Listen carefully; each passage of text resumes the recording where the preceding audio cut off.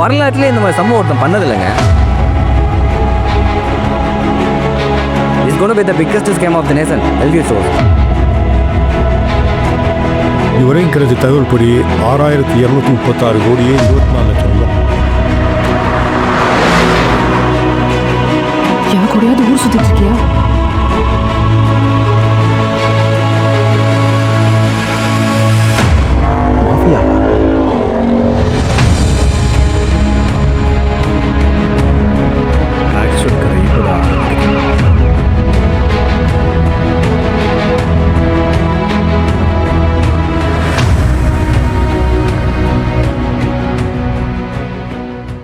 துல்கர் சல்மான் திரையுலகில் தனது 13வது ஆண்டு நிறைவை முன்னிட்டு அவரது வரவிருக்கும் தமிழ் படமான காந்தாவின் முதல் பார்வை வெளியிடப்பட்டது.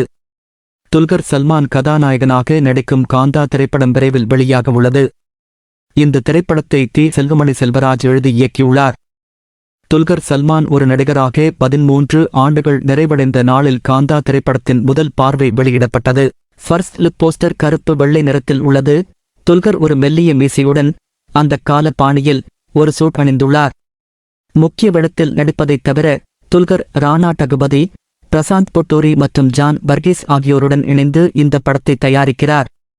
காந்தா தமிழ், தெலுங்கு, மலையாளம் மற்றும் இந்தி மொழிகளில் வெளியிடப்படும். செல்வமணி செல்வராஜ் இயக்கிய இந்த படம் 1950களின் மெட்டாசை மையமாக கொண்டு அமைக்கப்பட்டு மனித உறவுகளின் சிக்கல்கள் மற்றும் வரலாற்றில் இந்த காலகட்டத்தில் ஏற்பட்ட முக்கிய சமூக மாற்றங்களைச் சுற்றி வருகிறது.